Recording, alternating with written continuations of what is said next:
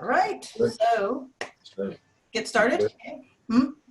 Record. I think we're good. Yeah, we're going. We're rolling, baby. We're rolling.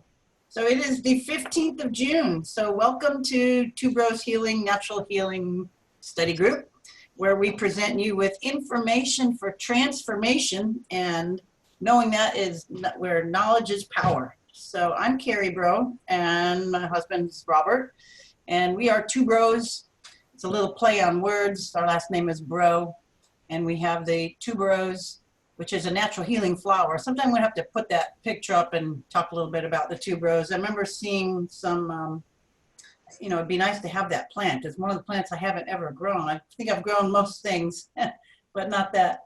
But anyway, so we're here today to talk about digestion, digesting, probiotics, systemic enzymes, and kind of take that all apart and show you a little bit about how that all works. So without any further ado, I am going to share my screen with y'all.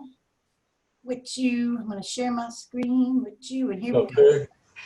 All right. Confusion a lot of patients have is confusing digestive enzymes with probiotics, and both are necessary. But so we're going to go over that and try to clarify that for people. Yeah, can everybody see my screen all right there? Good. If not, just say something. I think I'm assuming you can. All right. So, digestive enzymes versus probiotics. What is going on here? So I got a picture of this lady eating, and pretty interesting little gut there, I think.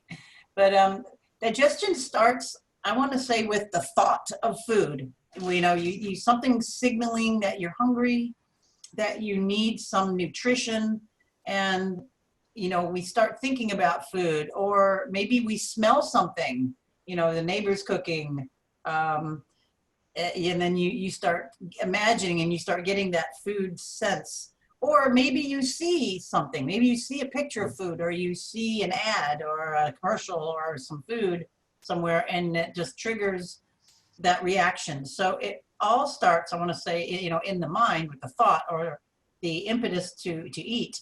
And we need to eat to bring in nutrition. That is, other than the sun, which we'll talk about in a minute. I just don't want to discount that. The sun is an amazing source of nutrition, and the earth itself.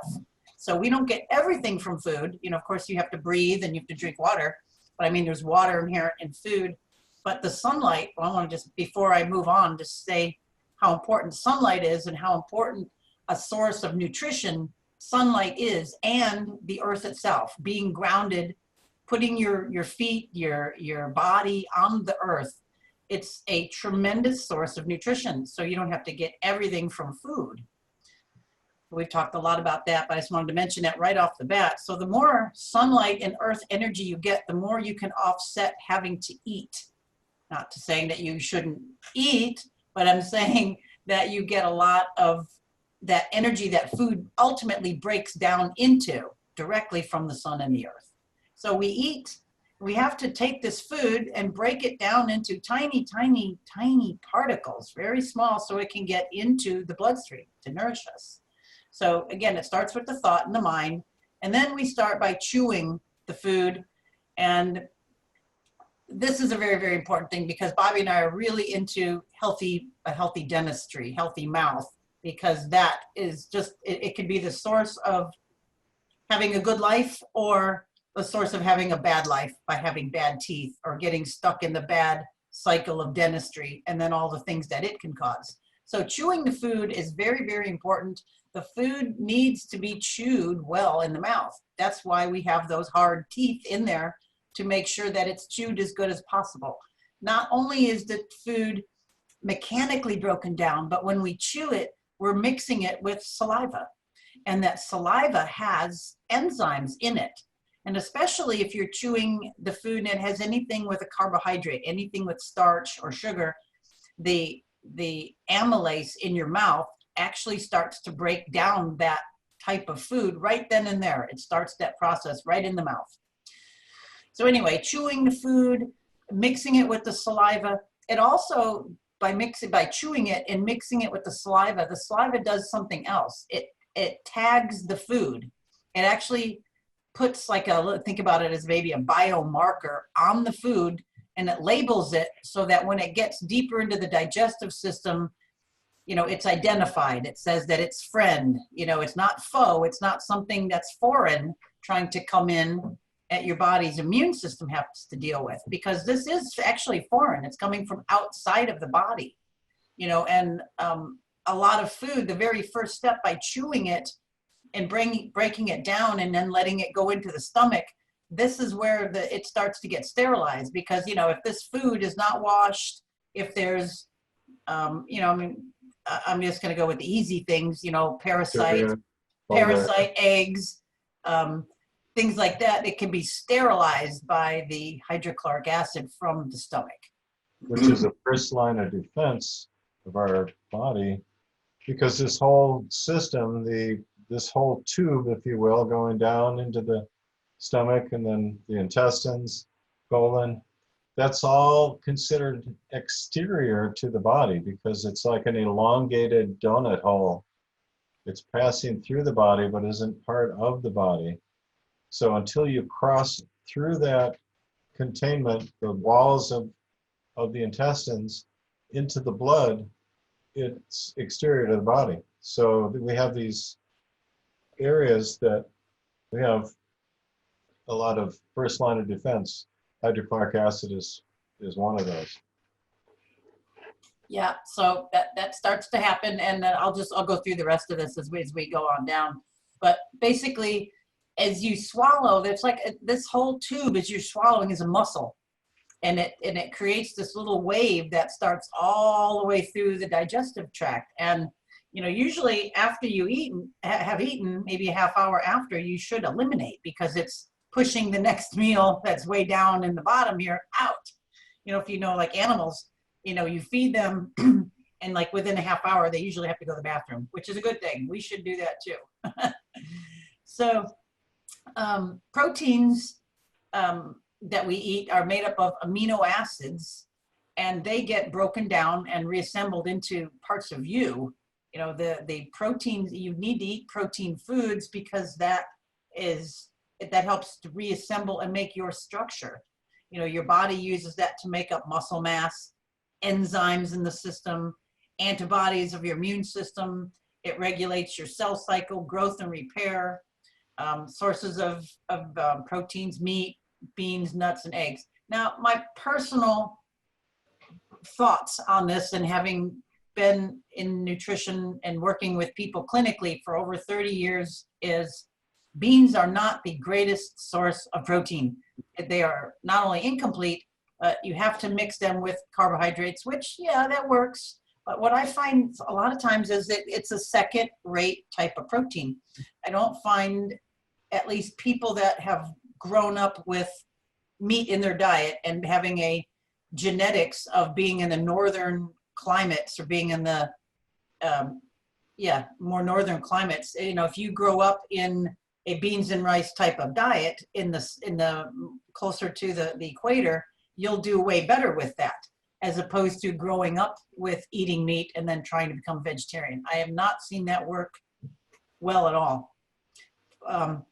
But while I'm talking about that, beans are a great source of fiber. They're great in fiber, but it's kind of a double-edged sword, and some are easier to digest than others, but they have a type of sugar in it called raffinose that causes a lot of digestive upset, creates a lot of gas. And if you haven't grown up eating that in your family history, sometimes you can have a lot of trouble with these, and I find a lot of people do. Beans, legumes, is really, really difficult for people to digest. So that being said, I'm going to just kind of move on. We can talk about all of it. I mean, any one of these is a huge topic, but that's very important. All right, so food that's chewed food and beverages travel. So I'm going to move us here. Travels to the stomach, and the stomach is a big muscle too, and it's hollow, and it's got a mucus lining. And now if you think about what the stomach's got to do, it's a little container of acid. And acids are very caustic. It will dissolve things. So when it's not in use, there's not like a bunch of acid laying around in the stomach. It's in the cells of the stomach. And when there's food in there, your body gets a signal to excrete different digestive juices, or the acids come out of the little cells, and then it starts to break down those foods. And then it goes with the food, yep. Pepsin, and then, yeah, I'm not going to get too technical on you, so I won't bore you with the chemistry of it, but it triggers different digestive juices, which breaks down different types of food. You know, you eat different meals with different combinations. Sometimes there's meals got a lot of fiber, cellulose. The body's got to break down all that plant fiber. You know, think about it as wood, basically. Cellulose and fibers is tough. Sometimes it has to just break down a carbohydrate meal, which is real easy. Not much to that, but then it doesn't give you much back either. Sometimes it's a real fatty meal, a bunch, so it has to create a lot more digestion to digest all the fat. And then if it has a big, heavy protein meal, it takes a lot more digestion for digesting proteins. So there has lots of different combinations trigger the different digestive juices to break down those different foods. That's why we find the digestive enzymes work, and there's different types of enzymes that people could use. All right, moving right along. So the food that goes into the stomach, it's dissolved in that acid medium. So you can see here that it looks like a whole bunch of liquid in here. It's really kind of not like that. It's not totally like that, but if you think about it that way, it starts to digest in there. And then you can see this little valve here that it starts to go, it's like a little door right over here. And that's where it starts to go into the small intestine. You can see it better over here too. All right.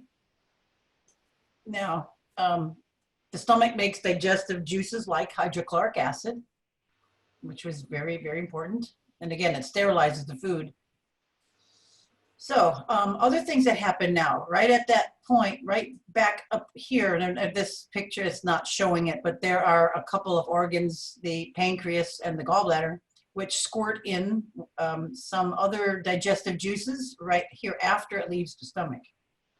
Okay, so the pancreatic juices the digestive enzymes that come in are needed to further digest proteins, chymotrypsin, trypsin, I'm not going to bore you with too many of those, and then the other parts for digesting carbohydrates, like I mentioned, amylase, and then other digestive acids or juices for digestion of fats.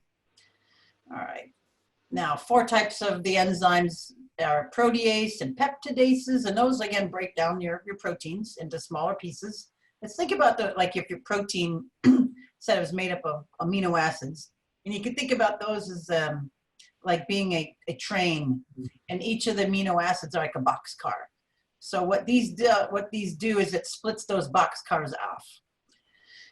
The same thing with lipase. Okay, it splits the lipase is the enzyme that breaks this down into fatty acids and a glycerol molecule. And amylases split carbohydrates such as starch and sugars into simpler sugars such as glucose.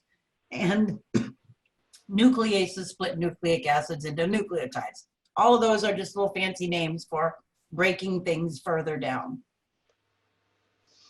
Now, there are digestive components. This one is something called betaine hydrochloride. And this is a pill form of what your stomach contains to help make the digestive juices. So when there's hydrochloric acid present, you don't, I should say you digest very well, but it takes certain nutrients to make that hydrochloric acid from the stomach. It needs zinc and chloride and magnesium and calcium, I believe. Calcium, chloride, and zinc. There we go.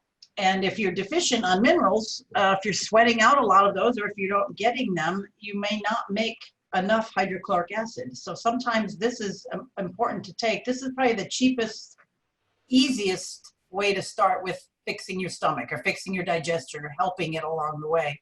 So taking 1, 2, or 3 of these with a meal, just depending on what the meal is, will start your own production of juices in your stomach, and you'll digest everything way, way better. Sometimes this will be in digestive enzyme formulas. You might see betaine hydrochloride with other digestive enzymes, and that's what we're going to get into what exactly that is.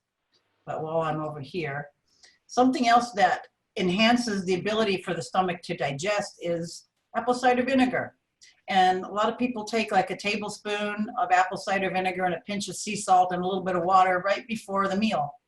Or this could be like a salad. You know, most salads you can put apple cider vinegar and a little bit of salt on that, and that acts as a digestant to help make hydrochloric acid, because there's malic acid in the vinegar, which supplies a lot of the hydrogens to make hydrochloric acid. And then if you have salt, the chlorine in the salt, so you're supplying your body with a little bit of the raw components to make digestive enzymes, to make your own hydrochloric acid. All right. Now, a healthy gut. So you'll see that there's, what the enzymes do, enzymes make things happen. They're a catalyst. And I mentioned before that the stomach has the ability to break down proteins. It needs a certain one, or to break down a plant fiber, it needs another kind of a enzyme. So the enzymes are what's going to break the food down. Now, the probiotics are, think about, would be like planting the garden. Okay, we're gonna plow up and say, plow the earth, and then we're gonna plant certain nutrients or certain vegetables or fruits or something in the garden. That would be like a probiotic. All right, so the healthy gut has got to have these good good things growing in there. You think of a garden, it could be filled with weeds, which would be like a gut that's filled with bad bacteria, candida, things like that, rather than the healthy bacteria. So it doesn't have the enzymes to break it down. Right. So it ferments and putrefies, just like in people's guts. Right. So we need these enzymes to break this food down. So if the food isn't broken down with the enzymes, it ferments. And that's when we get, when you get bloated or you get gassy or something just didn't digest right. All right. So enzymes are the little workers. Enzyme supplements will break down food into smaller parts. Again, the protease enzymes break down proteins. The carbohydrate enzymes or amylase will break down starches. Lipase enzymes break down fats, and lactase targets lactose. And there's all kinds of other little ones. You might see like maltase breaks down malt. You'll see peptidase. You'll see cellulase, invertase. All of these ASE. So the ASE lets you know that it's some kind of an enzyme. Lip means fat, so fat breaking down. Protease, pro is for protein, and ACE, that breaks down protein. Lact is for milk, and it's the enzyme that breaks down the lactose in milk. So that's how you can tell what those are. Kind of neat. Okay, so probiotics are live microorganisms.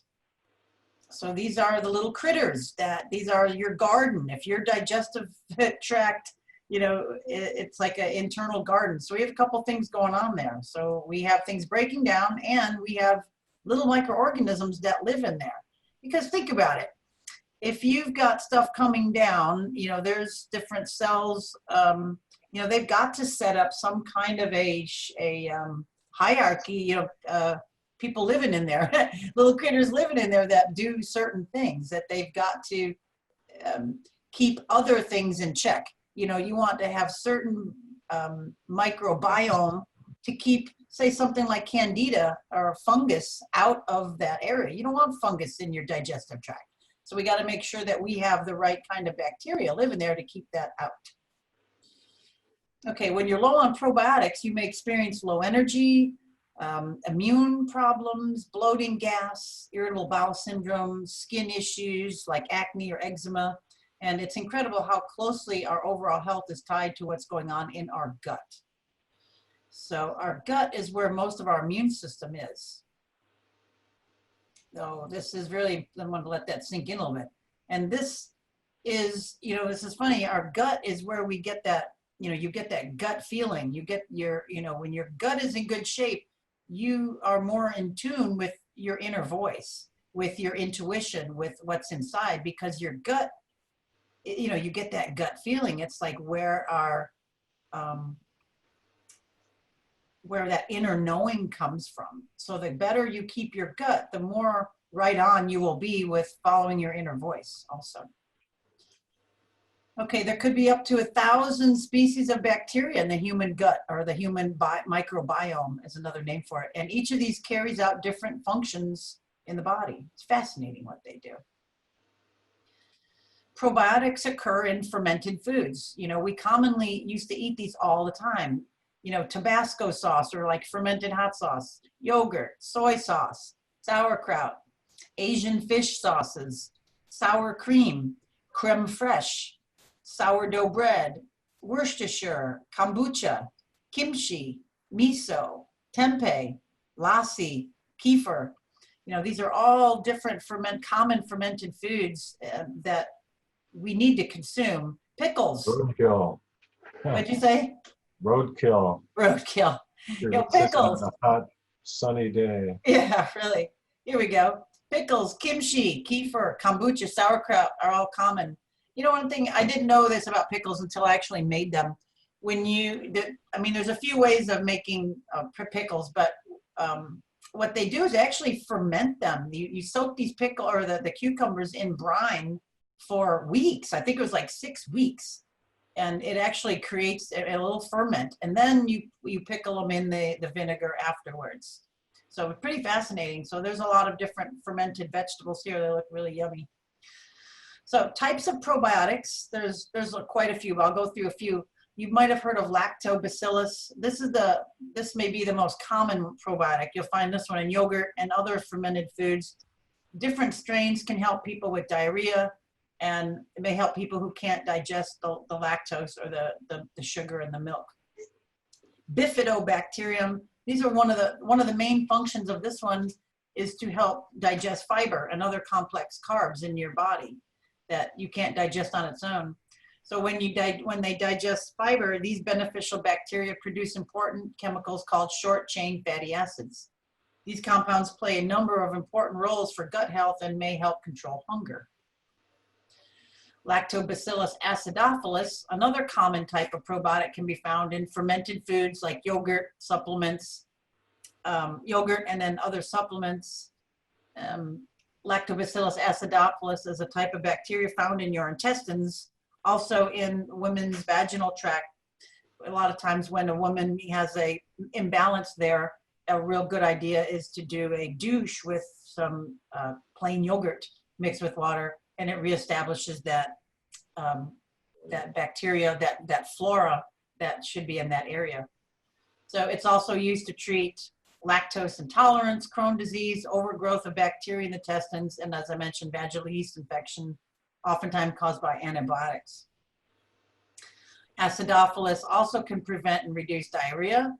It can help prevent and reduce eczema, allergy symptoms, and reduce cold and flu.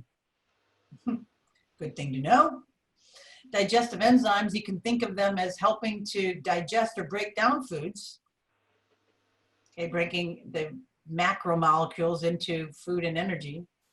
And the probiotics have planting your internal garden. All right, the end. And we go back here. So that's a little rundown of the difference between those, the probiotics and the digestive enzymes in the body. So did you want to talk a little bit more about, Bobby, on enzymes? I mentioned I think it's systemic enzymes and digestive enzymes. Well, I want to talk about one of the byproducts of gut bacteria, especially in the large intestine, is vitamin K2. We don't hear about that. But I want to also talk about in our bones, the cells that produce osteoblasts that produce new bones, they produce something called osteocalcin. And this regulates insulin production, enhances insulin sensitivity to protect our bones. It also increases testosterone, which increases bone density in both men and women, and both kinds of bone density in men. But osteocalcin is vital in forming bone and directing calcium deposition in bone, dentin in our teeth, and in the arteries of our body. So there's scientific evidence of a hypothalamic pituitary axis that controls our susceptibility to tooth decay and dental plaque and the mineralization of teeth.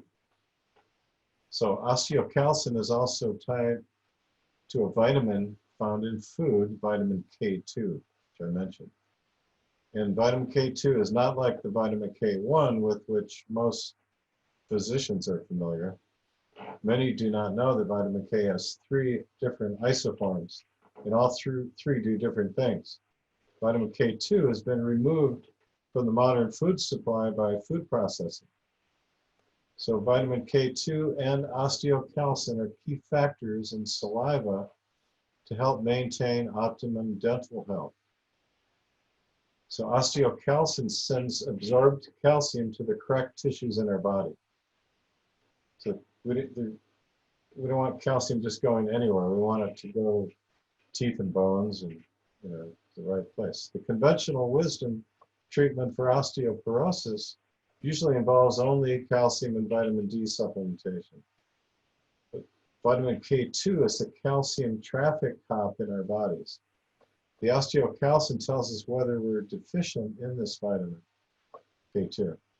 You can order a test for yourself off the internet without a prescription and bring it to your doctor's attention. So osteocalcin has to be carboxylated, chemical reaction that adds carbon dioxide or bicarbonate to form a carboxyl group. So when someone has insulin resistance or type 2 diabetes, they have a lot of uncarboxylated osteocalcin, which won't allow calcium into the bone collagen matrix. This is another reason diabetics are at high risk for bone diseases. Instead, calcium is placed in tissues where it doesn't belong, such as heart valves and in many different arteries of our body, causing hardening of the arteries or atherosclerosis. So most aortic valves in this country are replaced because they're calcified and don't work, because they're vitamin K2 deficient. This is not known by vascular surgeons even. Most people with bad atherosclerosis also suffer from this. So a high calcium index score is not a good sign for your long-term health. This is particularly true for your heart. So we want this calcium to be directed to our bone and not to the soft tissues in our vascular tree, in our blood vessels. Studies have found excess calcium supplementation, especially without magnesium, to be harmful. The answer is to stop the calcium supplementation and take K2 through diet or supplementation. And most people who have had their gallbladders removed also have a vitamin K2 deficiency because the body recycles K2 using the gallbladder through the bile. So vitamin K2 carboxylates osteocalcin to make it active in humans. Vitamin K2 carboxylates osteocalcin to make it an active hormone to direct calcium to the right tissues. It's important to understand this. When K2 levels are low, we see calcification in the arteries, the spine, or as tartar buildup on your teeth. And this is information few physicians and dentists are aware of. So people with diabetes and insulin resistance are deficient in vitamin K2, as are most people who eat the standard American diet. Because osteocalcin helps modulate insulin release, vitamin K2 can also be used to treat type 2 diabetes. The Japanese use vitamin K2 in the form of natto, fermented soybeans, to treat osteoporosis. If you go into most pharmacies or supplement stores, health food stores, you'll be hard-pressed to find vitamin K2, even today. Allopathic medicine recognizes vitamin D3 deficiency, but in my opinion, vitamin K2 deficiency is a bigger and more costly public health mess because it is common in 3 epidemic diseases: diabetes, atherosclerosis, and osteoporosis. The cost of treating these diseases in our country is staggering. So vitamin K2 is on my top 10 supplement list. And most vascular surgeons are unaware of what vitamin K2 is and how it can prevent atherosclerosis. So they won't tell you about it. So most of the endogenous vitamin K1 and K2 is made from gut bacteria, mostly lactobacillus, bacteroides, and bifidobacterium, and enterococcus. Those are all gut strains that live in the large intestine. But this is only when we're healthy. But if you have leaky gut or gut dysbiosis, imbalance of these friendly bacteria, too much of the bad bacteria and fungus and things like that, you might not be able to recapture your vitamin K2, and you'll need a bigger dietary source on a regular basis. So the standard American diet selects for gut microflora that ensures vitamin K2 depletion. That's why this is the reason we have a pandemic and vitamin K2 losses and see a lot of unhealthy bone. This is why cardiovascular disease is so prevalent these days. Going with a Paleolithic diet solves this issue for most people. If one has leptin resistance, leaky gut, or dysbiosis, we should expect a major problem with osteocalcin and K2 if you follow the labs. And then you look at the HDL to see if the gut may be leaky. So if the person's on Coumadin, the problem is a bigger deal. Coumadin is a very common prescription and blocks your body's ability to recycle vitamin K, making it a very potent blood thinner, but also depleting cells of vitamin K2.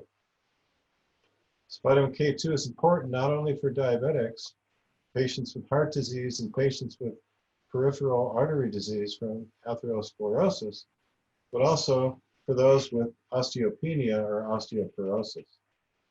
So vitamin K2 is used as a first line of treatment of osteoporosis in Japan in doses of up to 45 milligrams a day. Unlike the standard American diet, the Japanese diet has a major source of vitamin K2 in natto, which is fermented soybeans. So the best source of vitamin K2 in the standard American diet is pasteurized butter, which ironically is what most physicians advise their patients not to eat. Pasteurized butter is grass-fed butter.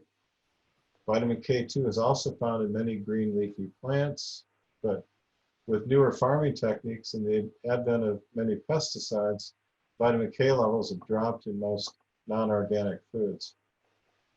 Gut dysbiosis and leaky gut are the major causes of osteocalcin problems because K2 comes from gut bacteria. If the gut flora mix is not optimal, we lose our ability to recycle endogenous vitamin K. This creates an overall depletion of vitamin K that must be compensated for in the diet. Our diets have been stripped of vitamin K partly because pasteurization robs dairy products of their vitamin K content. Raw dairy, on the other hand, contains plenty of vitamin K2. This is why we recommend our patients to seek raw milk and raw milk cheeses. If we can't recycle our vitamin K2, we have poor dietary sources, and we have poor dietary sources of K2. It means that proteins that depend on K2 are not going to work optimally. We see the effects in heart, arteries, and in our bones. People who are deficient in K2 cannot activate osteocalcin. And osteocalcin tells our pancreatic cells to produce more insulin and our pituitary gland to make more testosterone. These two mechanisms help us form bone. So having the gut in optimal health is so important for many things, but just this one thing, production of K2, can prevent a lot of the leading cause of death in our country. So I hope that was understandable. Oh, yeah. Do you have anything to add to that? Well, that's recently been, a lot of people are not only adding that to supplements, they get the D3 with K2. I've seen a lot of that happen more recently with a lot of company supplementation. So there is some more recognition of that. Yeah. Good. Yeah. All right. So we was going to try to show you a picture of that, but I'll do that later. So, okay. Did you want to share a bit about the systemic enzymes versus the digestive enzymes as well? Yeah, sure. We use a product that has serrapeptase, and it's a systemic, it's called a proteolytic or protein digesting enzyme that is specific for fibrin. So it's called fibrinolytic. And by the lytic means lysis, or breaking down, breaking apart.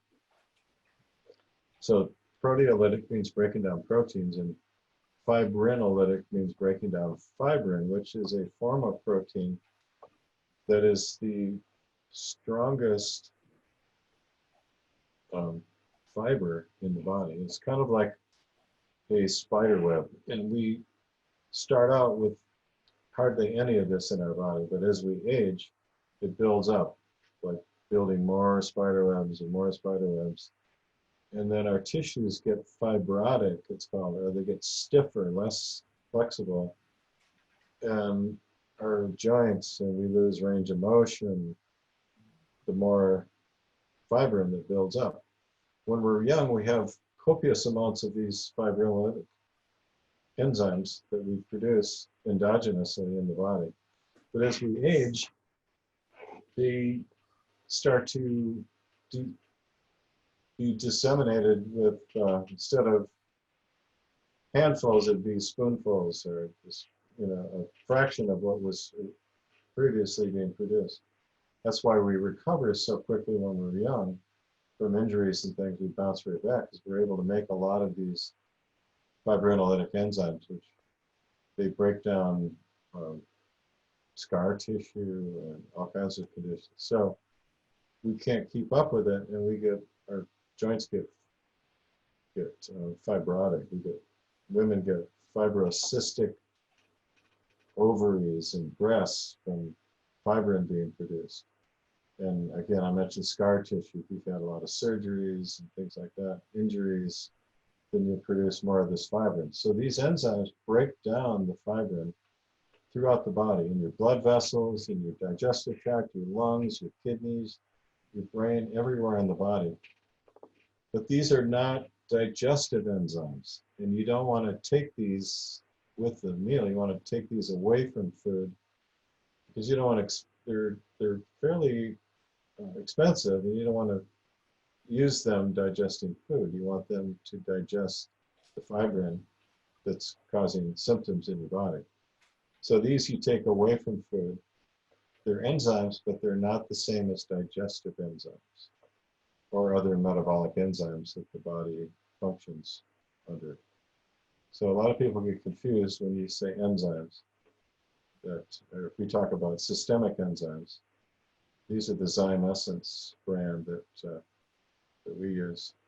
So it's good to understand the difference.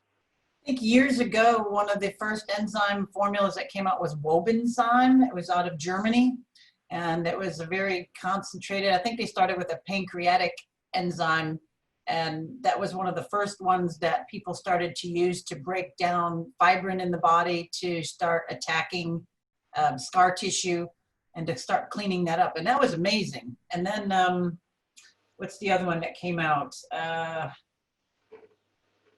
Oh, Vitalzyme. Vitalzyme, right.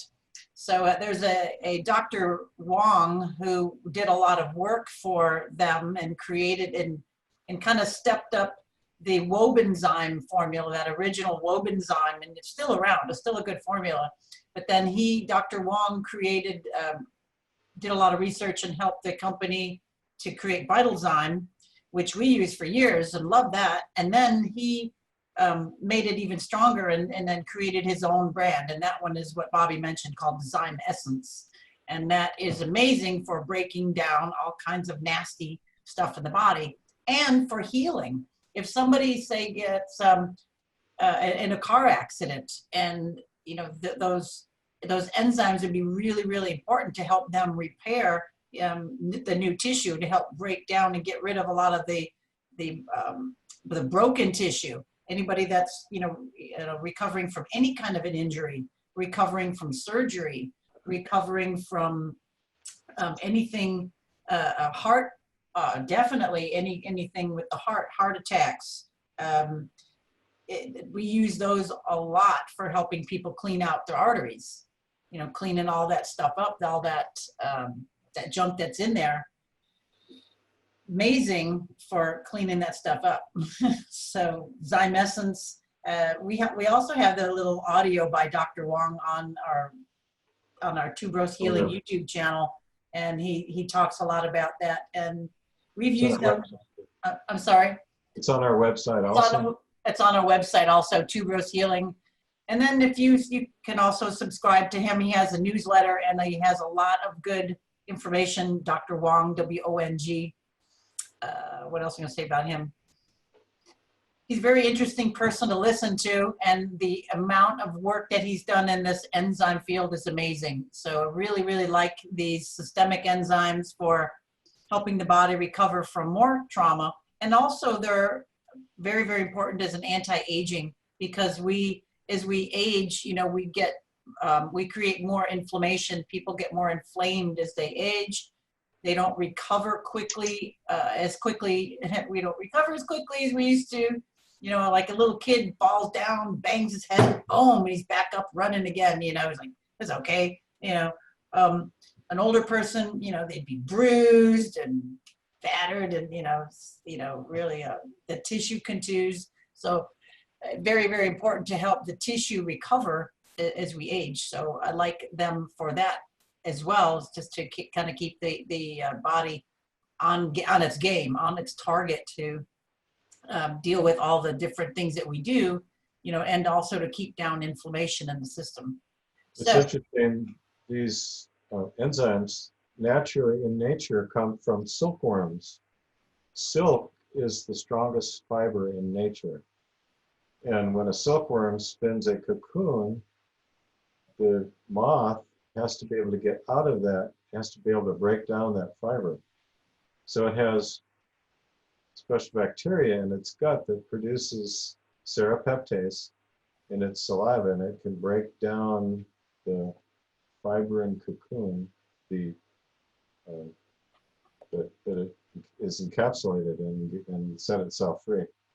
So somehow they're able to harvest these from silkworms. The enzyme. Yeah, and they're available in capsule form.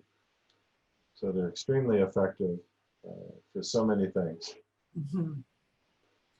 Enzymes. Yes. So just to recap, and then we'll get on to our last little thing. The digestion, the whole digestive system, again, starts with having a thought of food, wanting food, and it's really important to make the meal sacred. To not, sometimes you have to, sometimes you have to eat and run. It's really not a good idea. But even if you do, you can still be much more mindful about the food. If you're driving and eating, you can still be mindful about the food and be, thankful for the food, tasting the food, enjoying the food, talking about the food, expressing the food. And that gets you more into the mindful state of digestion. Also, saying some kind of a mental, saying a prayer over the food, being thankful for the food, taking that little moment to just, be thankful for that food, where it came from, who touched it, where, it's grown, who helped in the harvesting, the whole the whole bit before it gets onto your plate. A little bit of that beforehand is very, very important. It kind of gets you set to prepare to receive the food. And then thinking about the whole digestive process, making that meal nice. You know, even if you're just by yourself, you deserve to have a plate and a fork, you know, and make a nice little setting. I remember talking to my grandma when she was, you know, still alive, and she would eat for herself. I mean, you know, create the food for herself. And, you know, she would not put it on a plate. She'd eat it out of the box or something so she didn't have to clean up. It's like, well, that's okay sometimes, but I would say, Grandma, you're worth it.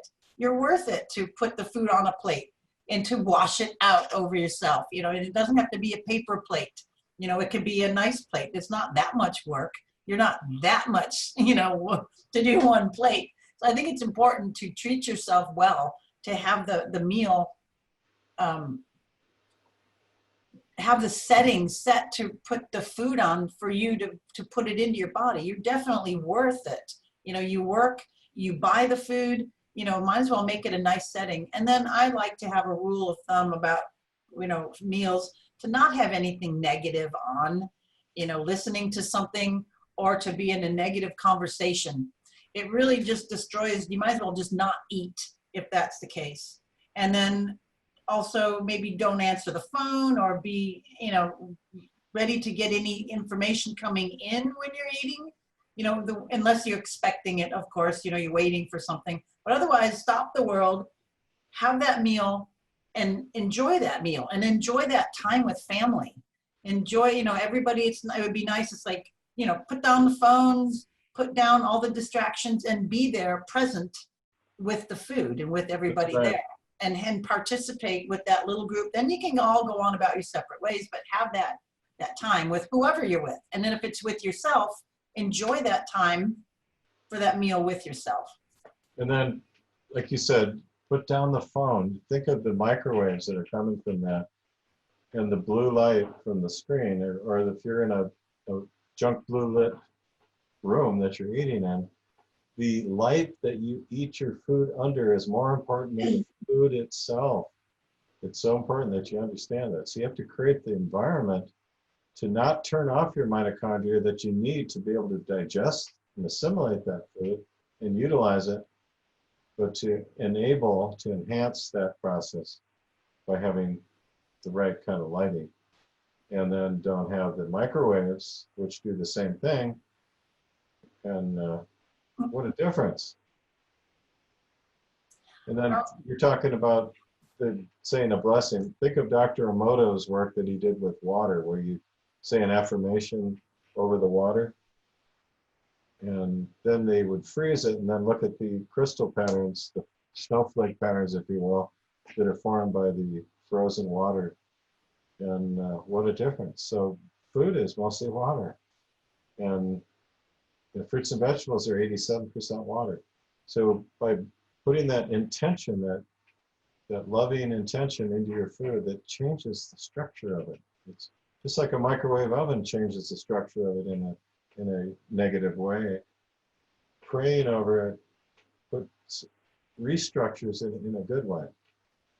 Not that that's the cure for microwaving your food, but it has an influence over the food, nevertheless. Definitely. So last little bit, I wanted to mention sideboard salads, and I will have some pictures of some of these as I work on these. I started this several years ago when we were doing a cooking class, and I like to give you some kind of new fun things. I think it's important to have some raw vegetables with our meals. You know, it adds some the enzymes from the food itself, water, fiber, and it helps the whole thing kind of digest. But I personally get bored with just salad, and you shouldn't just eat like a green salad all the time, because greens aren't always in season. Like I know now it's June, and as we go into summer, lettuce and spinach are not they don't grow this time of year, especially in the deep south where I live. My lettuce is just finishing up, and it's kind of grown in the shade, but it starts to get bitter and bolt now. So it's not the thing to eat. But what do we have in the summertime? We have fruited type vegetables, fruity, You know, we have vegetables that have seeds.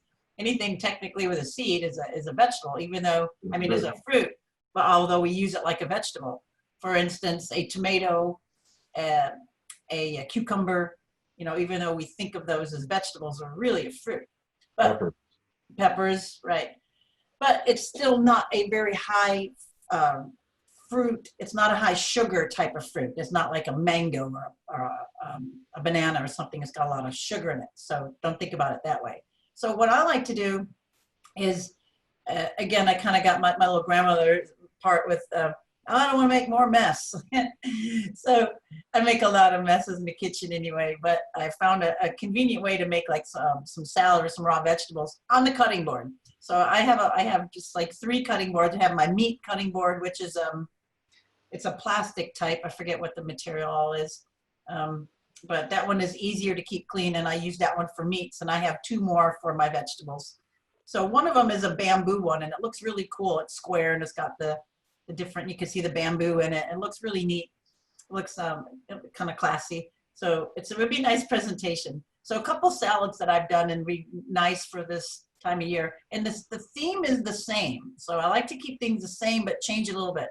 So one that I did was I sliced up cucumbers, and I sliced up some of those little mini red peppers, or you can use regular bell peppers. And I personally I don't like the green ones if I don't have to, because to me, they're not ripe. I like them to ripen. I like the peppers to get yellow or orange or red. So I cut up some pepper, and I cut up the cucumber, just slices, and I laid it on the board. Didn't, just chop it up on the board and cut the other one on the board. Just put the little pieces of pepper cut up on top of the cucumber. Then I took some vinegar, like a couple of capfuls, and sprinkled it over it all. That's it. Take the bottle of vinegar, a little in the cap, sprinkle it, maybe another one. And then I took a pinch of some organic brown sugar that I had, just a pinch, like a pinch, and I just sprinkled a little bit on there. How much would a pinch be? 1/8 of a teaspoon? Not much, just a little teeny bit. And then a little bit of salt and pepper. Salt, pepper, vinegar, that's it. So it kind of marinates. And it's delicious. It doesn't need much. You can do the same thing with tomato and cucumber. Same thing I said, a little bit of vinegar on there. You don't have to maybe put the sugar on that. I like the sugar on the cucumber for me, and the pepper, somehow it was nice. But with the tomato and the cucumber, I like just the salt, pepper, and vinegar, and maybe a little bit of olive oil. To me, the tomato might be good with a little bit of the olive oil on it. So the theme is basically the same. It's like an olive oil sometimes, a vinegar, maybe a sugar, a little bit of a sweet, and then salt and pepper. So you're kind of just doing a sweet and sour. That's basically all it is. And it's amazing, just that. And it makes a really nice, simple side dish. Another one that I did was I did like a coleslaw that way. I put a little shredded cabbage, a little bit of carrot on top of it, sprinkled a little bit of vinegar, a little bit of the salt, and then I used, the fat I used was mayonnaise. I just squirted some of the mayonnaise on it, right on the board. It was just all laying there. Then I just mix it up just a little bit with my hands or with a fork, how you can do it, and leave it on the board. And then you can just slide it off, on everybody's plate, or everybody can take some of it off of there. It really makes it kind of interesting. It's not just this lettuce with carrot and celery and cucumber and gloppy dressing on, which is fun too. It's nice to get into the dressings and to do that whole bit, but sometimes I just get like, another one of those. Want to do something different. So sideboard salads, and I'm going to show you some pictures of those as we go, but I wanted to mention that today because they're fun and they're easy, and it's basically a sweet and sour on some vegetables on a board. All right. Do you have anything else, Bobby? I don't. All right. Well, thank you all for attending today. Visit our Tuberose healing site. We have our orgonite on there. We have pocket protectors. We've got the ones that you can wear that are shungite that you can put in your pocket and protect yourself from these electromagnetic fields. They're amazing. We have the bigger ones, which are the discs that you can use to charge up your drinks, put your jewelry on, and they're the bigger chargers. We have them on tuberosehealing.com. Please check it out and have an awesome week. Namaste. Namaste.